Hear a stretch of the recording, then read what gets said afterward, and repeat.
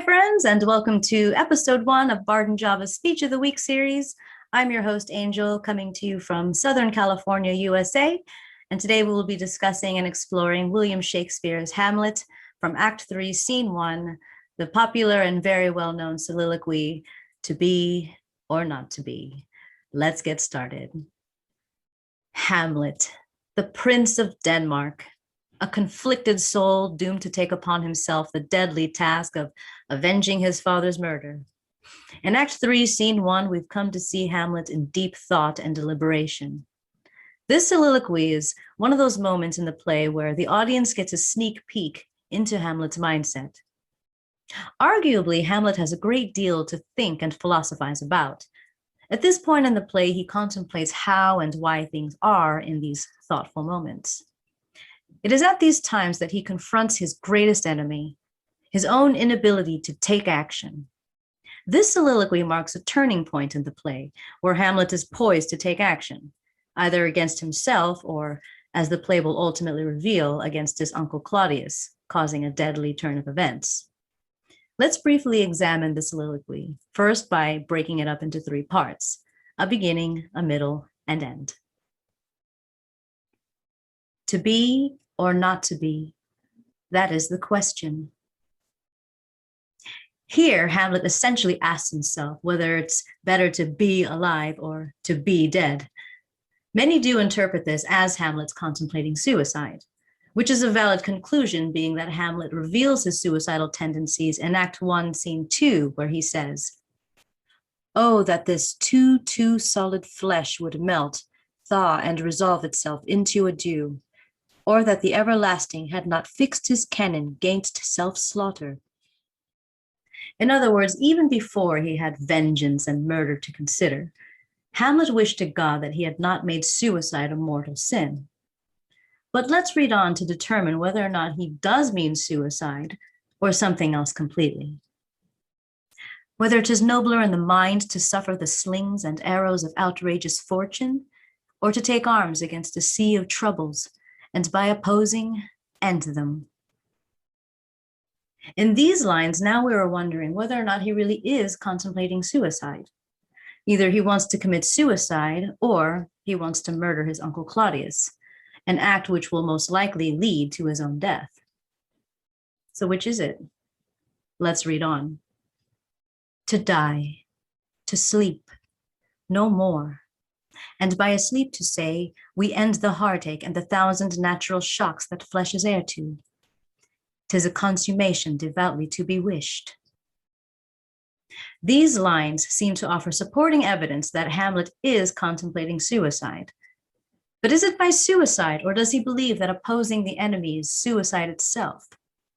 By his use of the word we instead of I, he seems to potentially say that all mankind desires to end the heartache and natural shocks of life. The next few lines gives us more detail about his thoughts of death. To die, to sleep perchance to dream. Aye, there's the rub. For in that sleep of death, what dreams may come when we have shuffled off this mortal coil must give us pause. There's the respect that makes calamity of so long life. The thought of what awaits us after death gives Hamlet pause. He confirms that it's this fear of the afterlife that forces us to choose life. Whether he commits suicide or kills Claudius, he fears that he may find himself in purgatory like his father in the afterlife. The respect of what awaits us in the dreams that may come makes us endure the calamities or difficulties of so long life. For who would bear the whips and scorns of time, the oppressor's wrong, the proud man's contumely, the pangs of despised love, the law's delay, the insolence of office, and the spurns that patient merit of the unworthy takes, when he himself might his quietus make with a bare bodkin?